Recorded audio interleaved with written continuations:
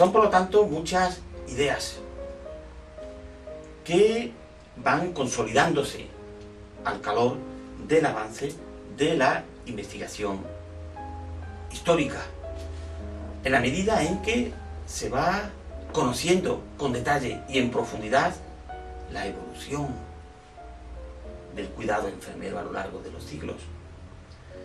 Y podemos ver que esa enfermería hispanoamericana, desde mucho tiempo atrás, pues no tiene en absoluto una vinculación ni una dependencia con modelos anglosajones, como si empezará a ser más efectivo a finales del siglo XIX y sobre todo a lo largo del siglo XX. Pero esto no es óbice para que tengamos que trasladar en el tiempo y prolongar esta influencia hacia otros periodos históricos. Y ahí es donde la investigación de la historia de la enfermería está proporcionando pues, un material de reflexión y de conocimiento de primera importancia.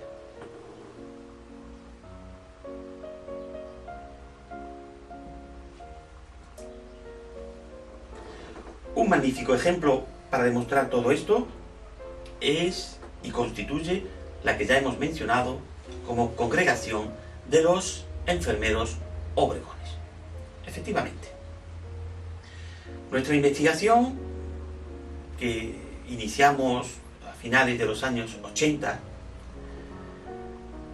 en torno a esta congregación de enfermeros, conocidos popularmente como enfermeros obregones en toda España, fue fundada pues, a mediados del siglo XVI y nos ha ido introduciendo a lo largo de los años en un fascinante viaje en el tiempo y en el espacio.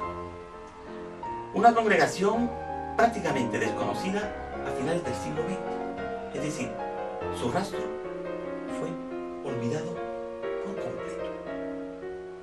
Pero que según la documentación y las fuentes históricas que se han ido localizando, desplegó en sus más de 3 siglos de existencia una labor extraordinaria en la transformación de la enfermería en España y su proyección por otros ámbitos geográficos.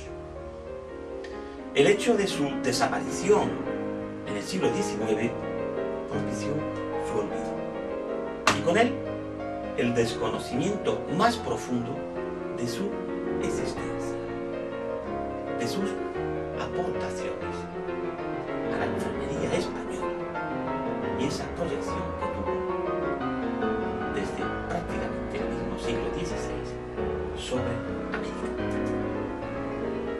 Así es, una congregación, vamos a dar solo algunos datos, pero nos permite situarnos en esta institución y por lo tanto conocer un poco las aportaciones y por lo tanto empezar a ver cuán diferente es la imagen de la enfermería que fue a la que realmente conocemos. Como digo, esta congregación llamada de los enfermeros pobres, popularmente obregones, es fundada por un español, un burgalés de la ciudad, natural de la ciudad de Burgos, Bernardino de Obregón, y que se intitulaba Mínima Congregación de los Hermanos Enfermeros Pobres. Mínima Congregación de los Hermanos Enfermeros Pobres. Fíjense bien, en el propio título de la congregación incluye el fundador el término enfermeros. Es toda una declaración de intenciones, porque su vocación central, para lo que se funda la congregación, es para ser enfermeros. Es toda una reivindicación. No van a ser médicos, no van a ser sacerdotes. Nacen para ser enfermeros. Despliegan una ingente actividad desde 1570, 1580 y obtiene el reconocimiento de la más alta autoridad española, del propio monarca de Felipe II, que distinguió al propio Bernardino de Obregón, al fundador, con su apoyo y con su favor, e incluso le encargó a lo largo de su vida importantes tareas reformadoras en los hospitales reales, los que eran dependientes directamente de la corona, para que implantara su forma de cuidar, definitiva, su modelo de enfermería. La existencia de estos enfermeros obregones supuso un auténtico movimiento reformador, que evidentemente es también reconocible en otras grandes instituciones sanitarias de la época. No podemos dejar de mencionar, por supuesto, a la propia obra de San Juan de Dios, que sigue existiendo en la actualidad y tiene una implantación en todo el planeta a nivel internacional.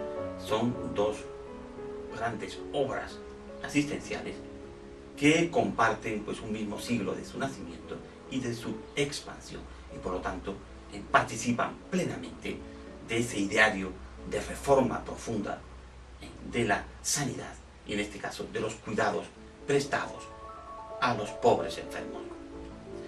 Eran nuevos aires en la enfermería española que se empezaban a respirar en este siglo XVI. Fruto de ello, para empezar, es la publicación en 1617, de un tratado ya propuesto por el propio Bernardino de Obregón, para que sus hermanos lo compusieran, un tratado para la formación de los enfermeros.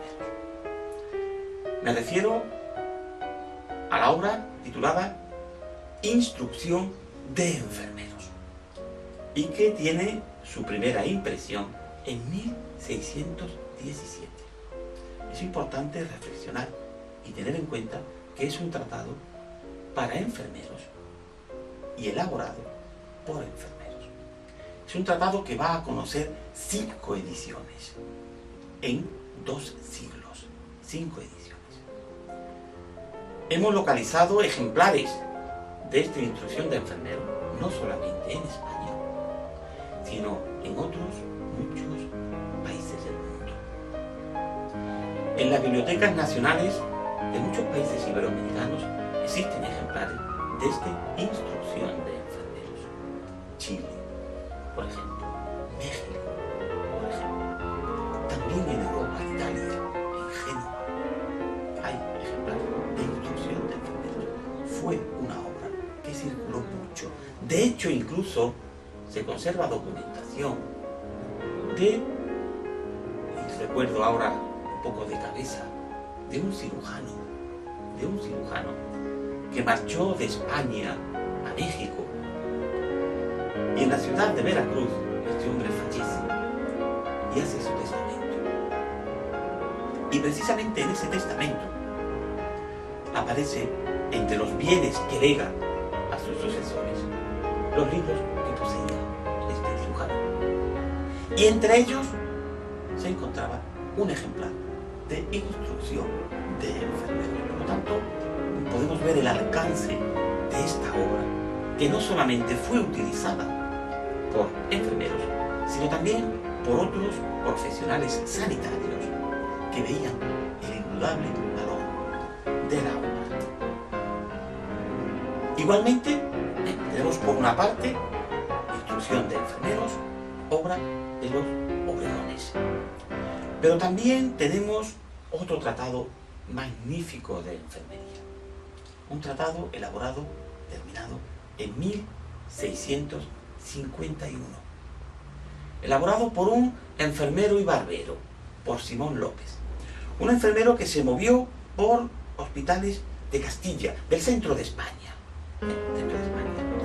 Es un tratado extraordinario, porque es un tratado resultado de la propia experiencia de Simón López, de este enfermero. No es un tratado meramente teórico que ha podido ser resultado de la copia de tratados médicos, de herbolarios. No. Es un tratado basado en la propia experiencia de Simón López, de este enfermero. Un tratado amplísimo y que por lo tanto refleja la enfermería que practicaba el propio Simón López y que se practicaba en el entorno en el que trabajaba el enfermero. Por lo tanto, es una ventana extraordinaria a la forma de trabajar de estos enfermeros. Es un volumen manuscrito, de más de 400 páginas. Es un libro sobre el que estuvo trabajando el propio Simón López desde ese 1651 que lo termina, hasta casi 20 años después, aplicándole las correcciones que la censura de la época hacía sobre los libros que iban a pasar a imprenta. Correcciones de médicos, de otros censores, ya sea de la Iglesia, ya sea del ámbito laico, y que finalmente, pues, no sabemos exactamente la circunstancia, posiblemente ya moriría el propio Simón López, y el libro, que sepamos, nunca pasó a imprenta. Este libro, titulado Directorio de Enfermeros, de nuevo el término enfermeros, ya nos indica a quién va dirigido el tratado.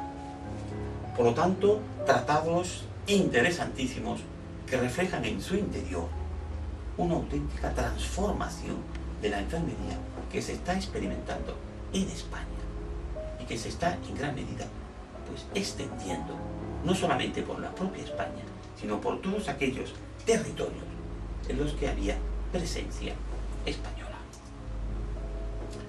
Permítanme que les lea, aunque sea de forma concisa, el prólogo de esta última obra referida, de instrucción de enfermero, porque va a ser la constante que va a reinar prácticamente en todo el libro. Nos dice Simón López en su prólogo: ¿cuál es el oficio de un caritativo enfermero? Es la figura constante del enfermero. Los enfermeros, según los médicos y el doctor Núñez en su libro de Peste, son ejecutores de lo que el médico manda y relatores de lo que el enfermo hace y padece.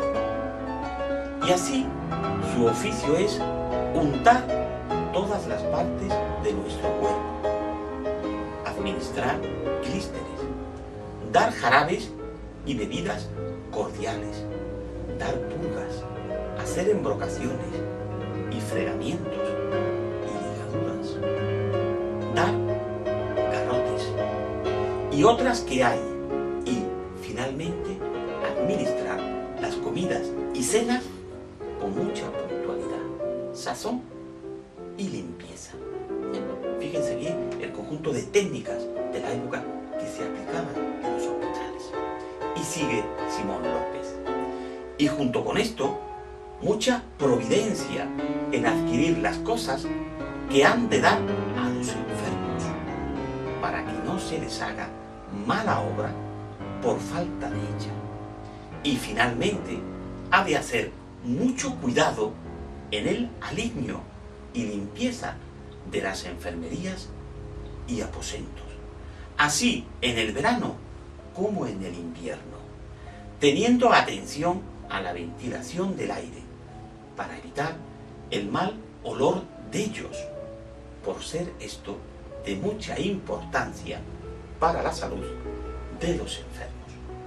Y termina Simón López: fuera de esto, es menester advertir y notar y leer a menudo la formación del enfermero, para hacerse uno diestro, las muchas noticias y modos de ejecutar los remedios y advertencias que se refieren en este libro, y pide un accidente repentino, especialmente en horas extraordinarias y donde no se halla luego el médico a la mano, para que pueda aplicar el remedio competente. Hacer algún remedio o dos de los experimentados, y a propósito del mal presente, y entre tanto vendrá el médico y le dará noticia del accidente y de lo que ha hecho, y sin meterse en remedios peligrosos, y que no entiende, y podría ser que ni aun la virtud de ellos, porque no caiga sobre él aquella sentencia de Hipócrates, que dice que los que se meten a hacer remedios que no entienden son atrevidos, y su ignorancia los hace temerarios. Si pudiéramos analizar con cierta profundidad este prólogo, es solamente el prólogo, pero hace toda una declaración de intenciones el propio Simón López, porque en el prólogo nos habla que los enfermeros deben ejecutar las órdenes de los médicos. Importantísimo esa función de dependencia que actualmente se les reconoce en el trabajo enfermero. Referir al médico lo que el enfermo hace y padece. Cuenta la situación, la evolución del enfermo en las horas, a lo largo del día.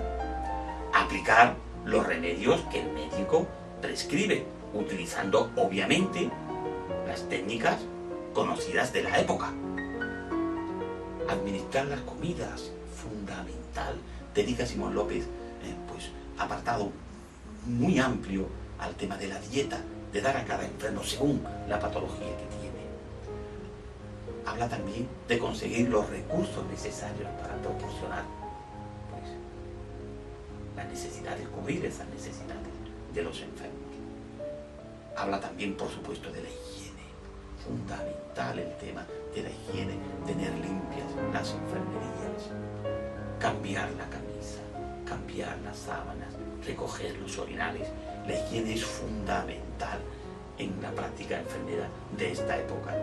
Y termina hablando Simón López de la propia formación del enfermero. Tiene que leer continuamente, tiene que estar al tanto de las nuevas técnicas para practicar una enfermería de calidad. Así es. Todo esto nos muestra estos tratados y otros documentos y libros que se han conservado de los siglos finales del XVI y comienzos del XVII, y que nos hablan de los importantes cambios que está experimentando la enfermería aquí en España. Estos tratados muestran que la enfermería, mucho antes del siglo XX, estaba entrando en una fase de reflexión, que contaba con mentes muy preparadas, que estaban tomando conciencia del valor que tenía el trabajo enfermero y que estaban proponiendo unas reformas que poco a poco se iban a ir haciendo aplicable. Vamos a ir terminando nuestra intervención. Si tuviera que, a modo de esquema, recoger aquí las propuestas que se hacen desde estos dos tratados de enfermería del siglo XVII, podríamos comentar que en ellos se dedica espacios muy importantes a, por ejemplo, temas de alimentación. Resalta la necesidad de administrar la comida y bebida al paciente con todo cuidado, con toda limpieza y con toda puntualidad. Aplicar una dieta a cada enfermo. Resaltar, por lo tanto, la gran importancia de la misma. Elaborar y supervisar la confección de las comidas y de los preparados medicinales, porque a través de ellos puede venir mejora del enfermo o todo lo contrario. Encontramos temas relativos a la oxigenación del entorno del enfermo. Hay que facilitar la respiración en determinados procesos patológicos en las salas. Hay que airear las salas continuamente, según sea invierno y según sea verano. Hay que aromatizarlas, hay que crear un ambiente agradable en el hospital. Hay que administrar las medicinas y los medios terapéuticos necesarios para aquellas patologías relacionadas con el tema de la respiración. Otro gran tema es el de la eliminación, ¿no? Hay que administrar ayudas y clísteres de forma adecuada, varios tipos, enemas, para facilitar la evacuación. administrar las purgas. En general, pues facilitar la eliminación de las heces, de la orina, y que desaparezcan rápidamente de esas salas. Encontramos aspectos muy interesantes en torno a la termorregulación, como por ejemplo emplear medidas para mantener la temperatura corporal tan necesaria. Por ejemplo, encontramos también preocupación por el mantenimiento de la circulación, la hemodinámica. Y encontramos, por ejemplo, alusión a la actuación de los enfermeros en hemorragias, en flujos de sangre, como se llamaba en la época. Técnicas como la toma del pulso y distinguir los distintos tipos de pulso, cuáles son pues los correctos, los adecuados, y cuáles son los enfermos. La actuación del enfermero en aquellos procesos que alteran las constantes vitales, lipotimias, estados de coma, accidentes vasculares, apoplejías. No olvidemos que a todo ello tiene que enfrentarse el enfermero del siglo XVI y XVII. Aspectos relacionados con la higiene fundamental, explicación de las técnicas, bañar al paciente, mudar la camisa al paciente que está en la cama. Hay que aprender a hacerlo y hay que hacerlo con cierta frecuencia. Mudar las sábanas del paciente que está encamado. Acondicionar la enfermería o aposento del enfermo. La limpieza. Aplicar pues medidas de limpieza, desinfección en caso de epidemias, por ejemplo. Es un conocimiento muy amplio el que se le empieza a exigir al enfermero. Aplicar medidas higiénicas al preparar las medicinas y las comidas. Actividades, para ir terminando, relacionadas, por ejemplo, con el reposo y el sueño. Velar al paciente de noche, por si está teniendo un buen sueño o no. Dejarle dormir más de las horas necesarias o no, las horas prescritas por el médico en determinadas patologías. O, por ejemplo, otros temas como la seguridad física del propio. Ayudar al enfermo a hacer ejercicio en determinadas enfermedades que necesita movilidad, ¿no? Atarlo en determinadas circunstancias y delirios. La relación de situaciones son extraordinariamente amplias y requería, por lo tanto, de un enfermero bien formado, porque había muchas situaciones que se daban en los hospitales. Por ejemplo, se alude con mucha frecuencia a prestación de cuidados en el entorno psicológico del paciente, establecer una relación de confianza con el enfermo. Es muy importante hablar con el enfermo, alegrarle, animarle, sin hablar ya de la asistencia religiosa al propio paciente. Incluso, como se dice con frecuencia, ponerle música, la musicoterapia, porque eso alegra a los enfermos y les ayuda en su recuperación. Aconsejar a los propios enfermos. La lista es interminable.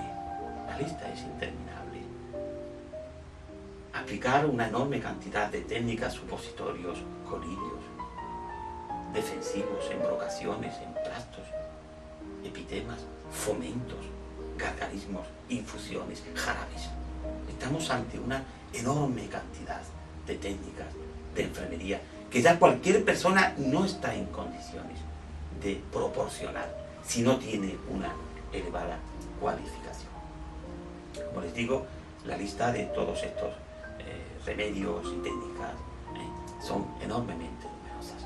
Esto implica, por lo tanto, un enfermero que debe tener una elevada formación. Ya cualquier persona no puede dedicarse a dar y a prestar cuidados. Puede ser aquella persona que ha experimentado pues todo un proceso formativo importante y ha tenido maestros y lee y tiene una práctica en un hospital o en otra institución. Todo ello se está ya en gran medida pues conformando en este periodo de la enfermería. En definitiva, el avance científico en materia médica que se conoce en Europa a partir de esta centuria, siglo XVI, siglo XVII, se va a observar cómo influye en la enfermería. Y vamos a observarlo a través pues de esas fuentes que se están rescatando en los últimos años y que nos van demostrando en gran medida cómo ese conocimiento científico, médico y de otros ámbitos, farmacológico, etcétera, etcétera, no se quedó exclusivamente en este ámbito profesional del médico y del farmacéutico o boticario, sino que empezó a ser también asumido y aplicado de diversa manera en un conjunto creciente de cuidadores. Esto es sencillamente pues una breve exposición de lo que la historia de la enfermería española tiene tras de sí y que evidentemente estamos convencidos que también la enfermería de otros países en América hispana o ibérica, hispanoamérica. Y por lo tanto, y concluyo pues diciendo que el trabajo de tantas enfermeras y enfermeros, tantos hombres y tantas mujeres, que durante siglos han ido transformando, mejorando los cuidados prestados en los hospitales, en las cárceles, en el ejército, en la marina, en las casas particulares, no pueden ser olvidados en absoluto. Tantas generaciones, tantas horas de trabajo, tantas vidas dedicados a la enfermería, no pueden ser olvidados. Merecen, por respeto, por dignidad y por afecto hacia una profesión como es la enfermería, recordarlos y conocerlos. Y comprender y conocer cómo resultado de todo ello es el cambio y la mejora continua en la profesión de enfermería, que se sigue manifestando en pleno siglo XXI, cuando en muchos países, y por supuesto aquí en España, se está intentando situar a la profesión enfermera en el lugar que se cree y que debe ocupar dentro de las profesiones sanitarias. Nada más, por nuestra parte, agradecerles a todos su amabilidad y su atención durante estos minutos, con el convencimiento de que la investigación histórica de la enfermería tiene mucho que aportar al desarrollo de la profesión enfermera en todo el mundo. Muchas gracias por su atención.